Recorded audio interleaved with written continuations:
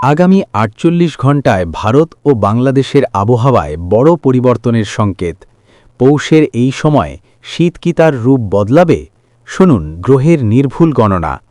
বর্তমানে ধনু রাশিতে সূর্য ও মঙ্গলের অগ্নিতত্ত্বের প্রভাব চলছে, কিন্তু আগামীকাল অর্থাৎ ২৭ ও ২৮ ডিসেম্বর চন্দ্র মীন রাশিতে প্রবেশ করে শনির সাথে যুক্ত হবে, অর্থাৎ আকাশে শুরু হবে আগুন বনাম জলের এক অদ্ভুত মহাজাগতিক লড়াই।